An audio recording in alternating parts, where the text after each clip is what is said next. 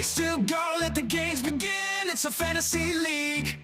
Gonna make some noise within. Got my team assembled, ready to take the crown. I'll dominate this league, tear it down to the ground. I've got my strikers up top, ready to score the goals. Midfield, my strike. 38 weeks to go, gonna rule this game. I'm the boss, yeah, I'll take fame with my fantasy team. Gonna rise to the top, no one can stop me. Gonna make them drop.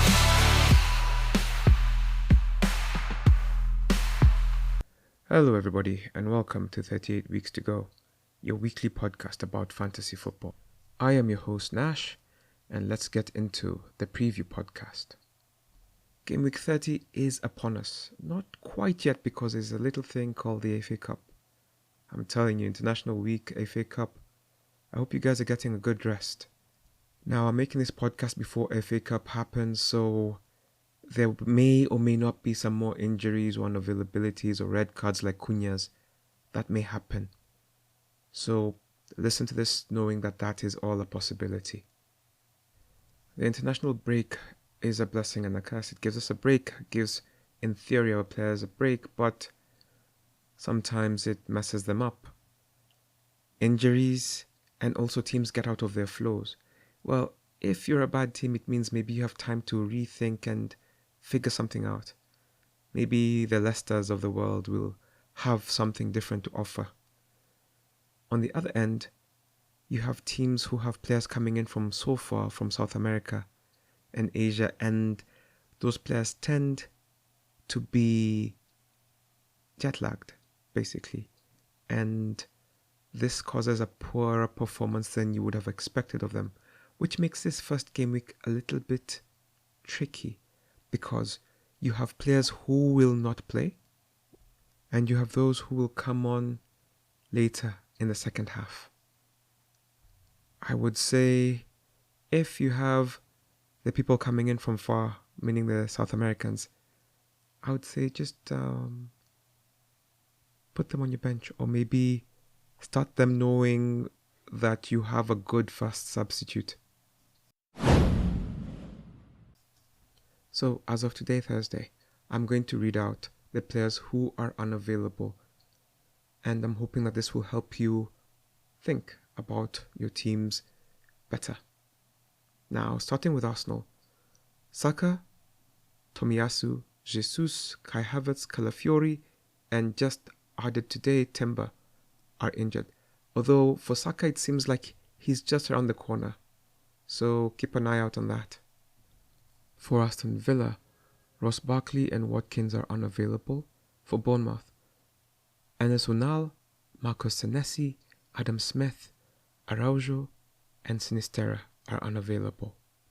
For Brentford, Jos da Silva, Igor Thiago, Gustavo Nunes, Aaron Hickey, Kayode, Carvalho, and Rico Henry are unavailable.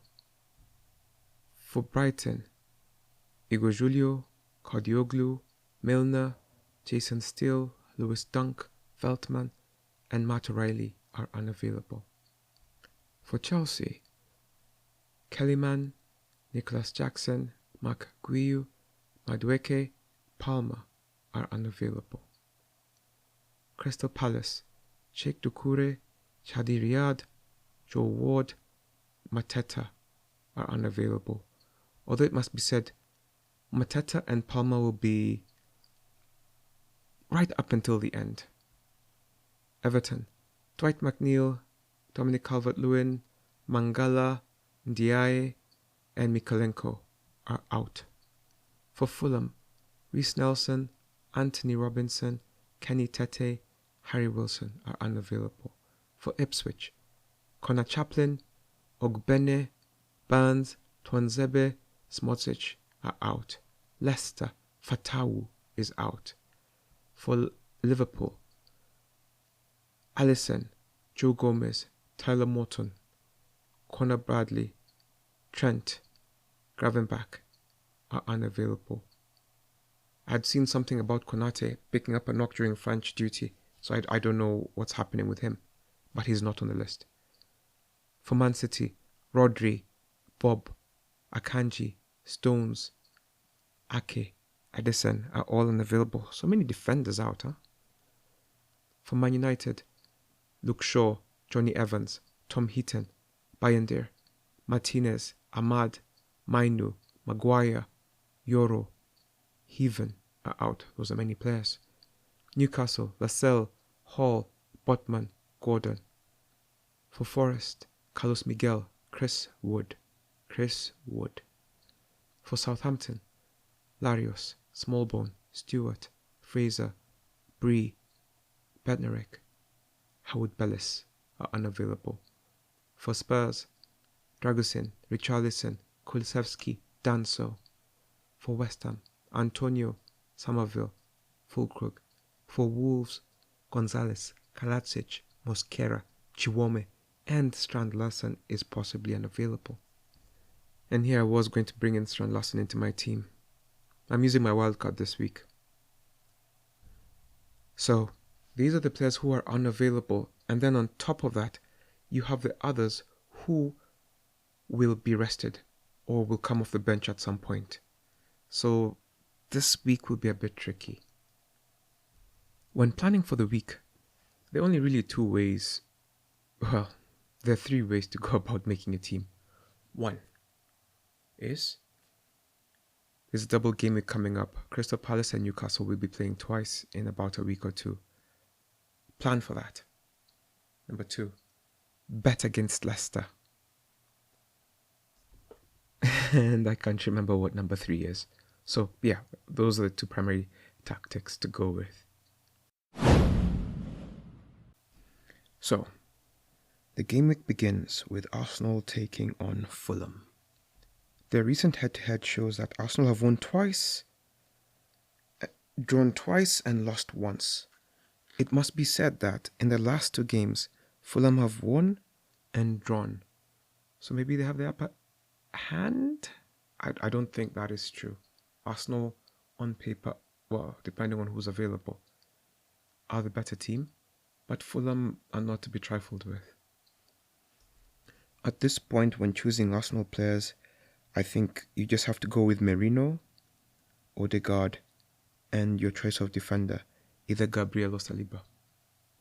On the Fulham end, I would suggest maybe Muniz, maybe Smith Rowe will be back to haunt his former club, or maybe it will be Iwobi. Those would be the three I would recommend.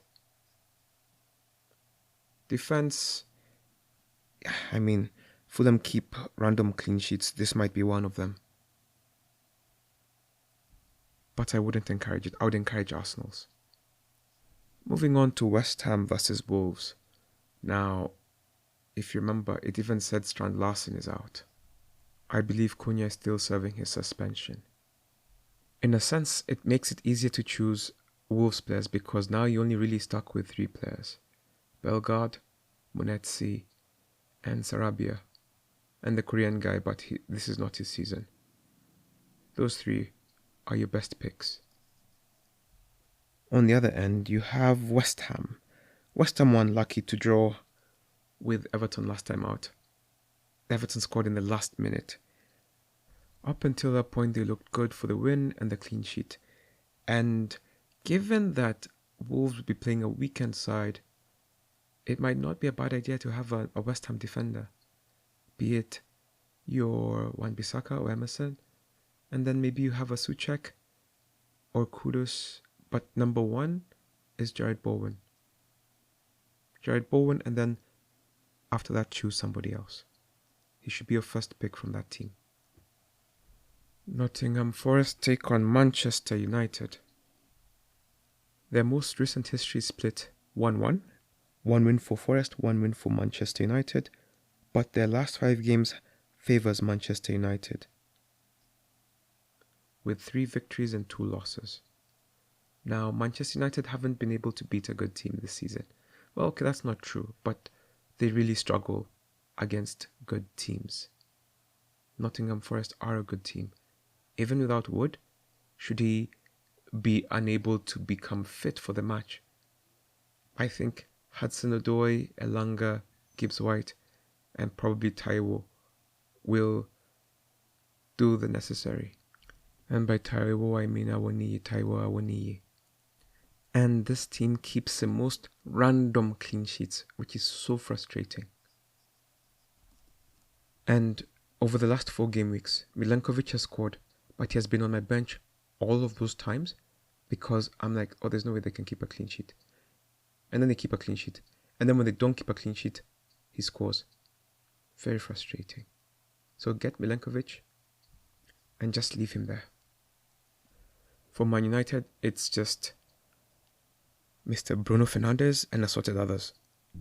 Honestly, he's the best pick and it's by far. And then if you must have another one, maybe Garnacho. But honestly, just Bruno is enough. Having said that, if Manchester United win, they tend to win with a clean sheet, so maybe Onana will step up. But when Forest win, it seems to be a high-scoring game. So do with that information what you will. And then on April 2nd, Bournemouth will be taking on Ipswich. This is the kind of game where you expect Bournemouth to win, but it won't be easy. Ipswich have been a difficult side to beat. They get beaten, but they make it competitive.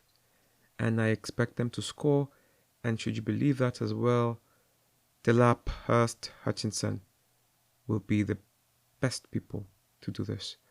On the other end, you have Kluivert, you have, I was going to say Semenyo, but he hasn't been good of late. You have Ouattara and Tavernier. Let's go. Their head-to-head includes a championship, and those are 2 different teams, so I'm not going to use the head-to-head as a reference. But I'll have you know that the last game these 2 played was won with a 90th minute goal by Ouattara. So Ouattara, this might be the fixture he loves. You know how people like to score against certain opponents? If you're looking for a differential, he might be the guy. Aston Villa versus Brighton. In the last 5 matches, Aston Villa have drawn 2, won 2, and lost 1 to Brighton. So you'd say they're kind of the bogey team. They don't have Watkins available, but with the acquisitions of Mr. Rashford, Asensio, and Morgan Rogers, they have plenty in the tank to cause Brighton trouble. Both teams were impressive in their last outings. Brighton almost did the double over Manchester City. They somehow did not win. And Aston Villa beat Brentford 1-0. Brighton have 4 wins and a draw in their last 5 matches, and the draw was with Manchester City. So they're in great form right now, and it would be difficult to bet against them. So this is the kind of game where I could see it being a draw. I've already recommended the players on the other end, so on this side, you have to go with the big man, Mr. João Pedro. And then you have Mitoma and Mente or Jorginho Rota, whichever one makes sense for your budget. This is a kind of game which is sort of tricky to predict, but you sort of feel like it's not going to be a 0-0. If it's going to be a draw, there will be goals involved. Manchester City versus Leicester. I'm going to tell you for free. I told you I'm using my wildcard, and I am bringing Mamouche and, well, I already have Haaland. Both of these players are going to be my team, and we're going to score all of the goals. All of the goals will be scored, and Leicester will be hammered, and I'm going to jump up the table. That is the dream, that is the plan. Bet against Leicester. That's my policy. Let me tell you why you should bet against Leicester. Let me just read you the last 5 results. Manchester United, they lost 3-0. Chelsea, they lost 1-0. West Ham, they lost 2-0. Brentford, they lost 4-0. Arsenal, they lost 2-0. This team does not score. It doesn't score. So I think my third player will be a Manchester City defender. Or maybe now that Ederson's injured, it will be the other keeper, whatever his name is. Yeah. I'm very happy. So Mamouche, Haaland, and I'm going to go for a defender. You guys should choose those 2 players, and probably your Foden or your Doku or Savinho. On the Leicester side, don't choose anybody. Thank you. That's the end of my TED Talk. Newcastle take on Brentford. My third striker, Isak, because of the double game week. Yes. So now Newcastle versus Brentford. Newcastle have won 4 of their last 5 encounters, and I believe that this will continue. They're the better team. They're in better form. Not that Brentford are in bad form. They have been winning, I think they've won 5 away games in a row, something crazy like that. So there's a big case for them to win this game. It's not going to be one-sided. Should you believe that? Bomo, Wissa, and take one of the guards.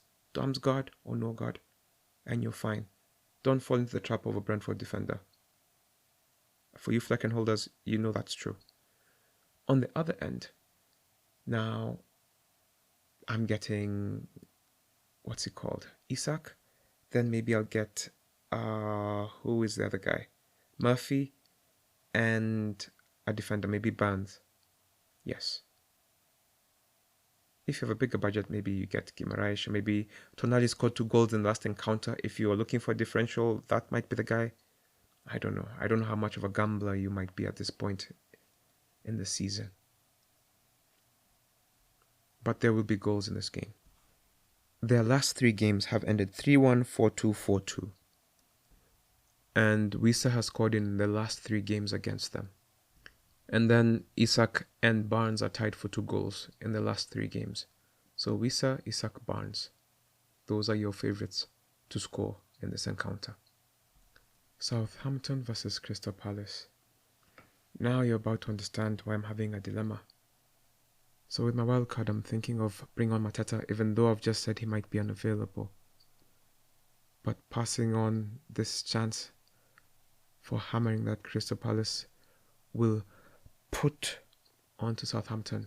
So I'm struggling between Mateta and somebody else. But I will probably have Ismail Assar in my team. Anyway. Now, if you're going to be betting against Southampton, which is a valid tactic as well, might have been the third one I was talking about. Now, you have Ismail Assar. Mateta is going to be cutting it close. And then Munoz or Henderson. Crystal Palace have been keeping clean sheets so sneakily, it's very frustrating because I've not gotten even 1 point off a Crystal Palace defender this season. Now, on the Southampton side, Onuachu, Dibbling and Sulemana are the best bets from that side. The last time they played, Chaloba and Eze scored. Eze could be a good shout. He had a good international break for England and maybe he'll carry on that form. Let's see. Liverpool then take on Everton. Since the last episode, Liverpool have been tossed out of the Champions League and they lost the cup final to Newcastle. So at least Slot is going to have to just be happy with the Premier League. He was getting everything. I'm so happy he didn't win a treble in his first season. That would have been a disaster for everybody else. I'm sure even Klopp didn't even want that. So he'll join the likes of Conte and Mourinho, who won the league in their first season in this very hard league. People like to make this Premier League sound like it's the most impossible thing in the world. It really isn't.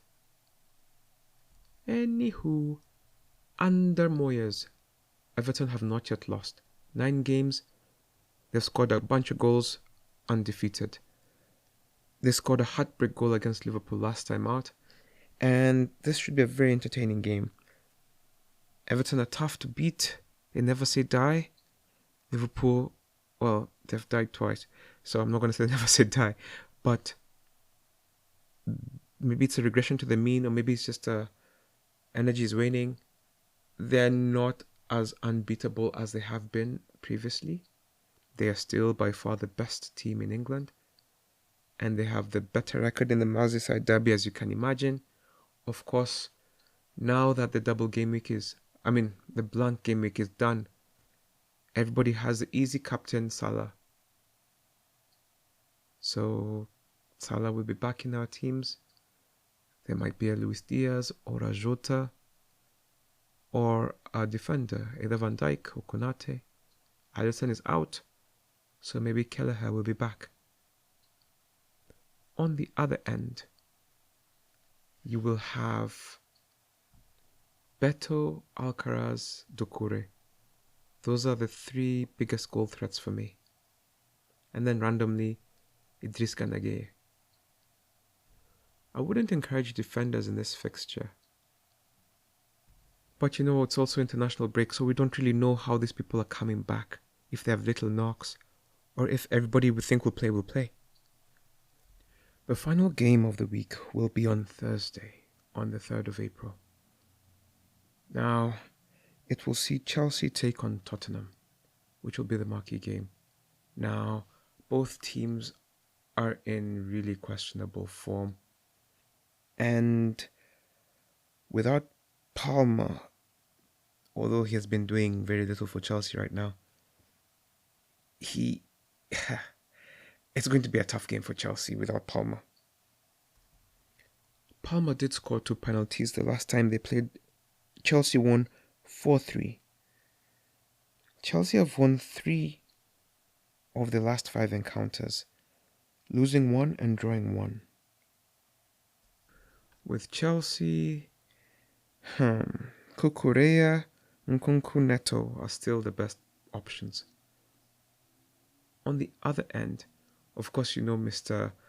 What's-his-face, Postecoglou is going to just randomly choose who he wants to play for no real reason. Son is still the guy in the team who makes the team function the best.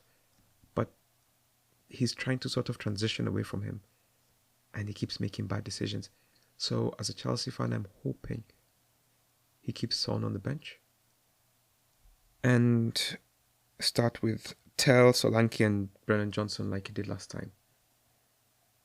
But if he's wise, Son will play, Kulusevski will play, and Maddison will play. If those 3 play, those are the 3 players I would recommend. But imagine he doesn't start those people sometimes. Is this going to be one of those times? Your guess is as good as mine.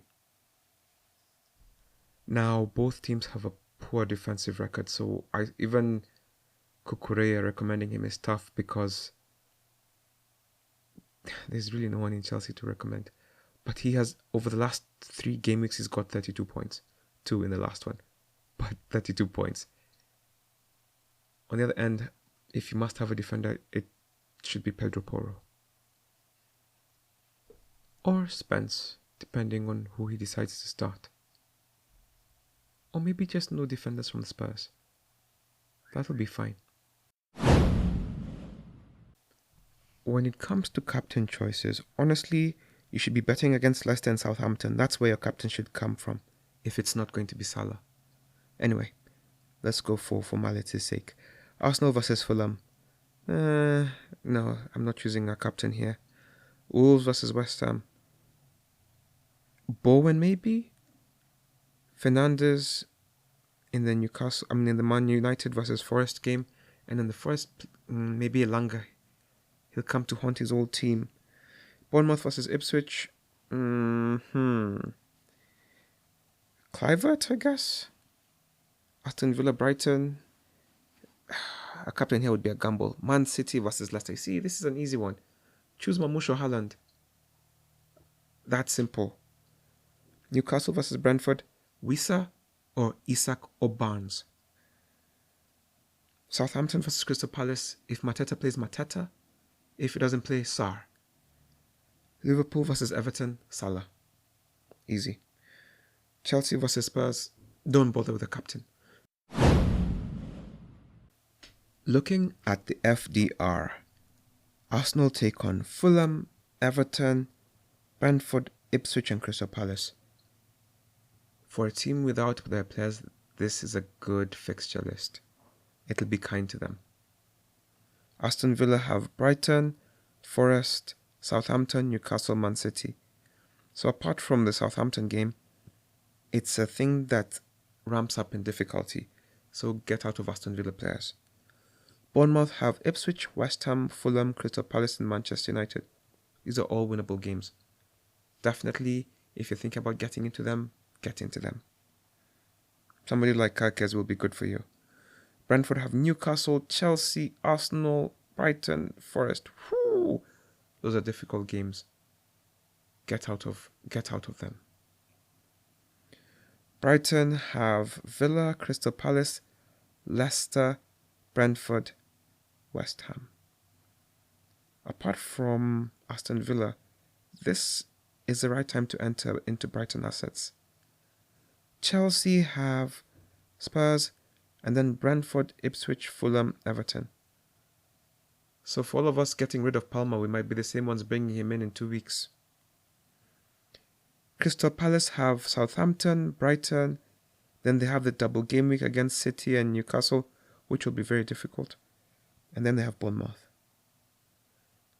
Everton have Liverpool, Arsenal, Forest, Manchester City, and Chelsea. Okay, so it's safe to say that the unbeaten run will come to an end, but Moyes has done the job he was brought in for, and they can look forward to next season. Fulham have Arsenal, Liverpool, Bournemouth, Chelsea, Southampton. So 3 out of the 5 games are difficult. 1 is going to be tricky, and then they have an easy one. So ease yourself out of your Fulham assets. Ipswich have Bournemouth, Wolves, Chelsea, Arsenal, and Newcastle. They have no easy fixtures. They'll be competitive. They'll still lose. Well done. Leicester have City, Newcastle, Brighton, Liverpool, Wolves. Like Ipswich, and except they're not competitive, so they're going to lose. Liverpool have Everton, Fulham, West Ham, Leicester, Tottenham. As always, all games are winnable for Liverpool, and they should win. Triple captain Salah. Man City have Leicester, then Man United, Crystal Palace, Everton, Aston Villa. All winnable games, but Man City are in questionable form. Man United have Forest, City, Newcastle, Wolves, Bournemouth. Very difficult fixtures, at least the first 3, and then becomes easier. I want to bring Bruno in, but I'm bringing him in for stress. Newcastle have Brentford, Brighton, Man United, Crystal Palace, Aston Villa, and Ipswich. Honestly, these are all winnable games. I'll be getting into Newcastle. Nottingham Forest have Manchester United, Aston Villa, Everton, Spurs, and Brentford. These are all winnable games for them too. Depending on the injury seriousness of Wood, it may or may not make a difference. Southampton have, well, it doesn't matter what Southampton have. They're going to lose. Spurs have Chelsea, Southampton, Wolves, Forest, and Liverpool. So after this Chelsea game, getting into Spurs might not be bad for the next 2 or 3 games. West Ham have Wolves, Bournemouth, Liverpool, Southampton, and Brighton. Get into West Ham. At least get Bowen. Wolves have West Ham, Ipswich, Spurs, Man United, and Leicester. Much easier than the previous games they had, but they're missing players, so it might not be easy for them. But thankfully for them, the bottom 3 are very weak. There's no Luton trying to upset anything. Also, Luton are probably going to get relegated. Isn't that crazy? From almost surviving to being relegated. Football, it comes at you fast. Anyway, with that comes the end of our preview podcast. I hope you have a good weekend, and we'll see you on the pitch. Bye.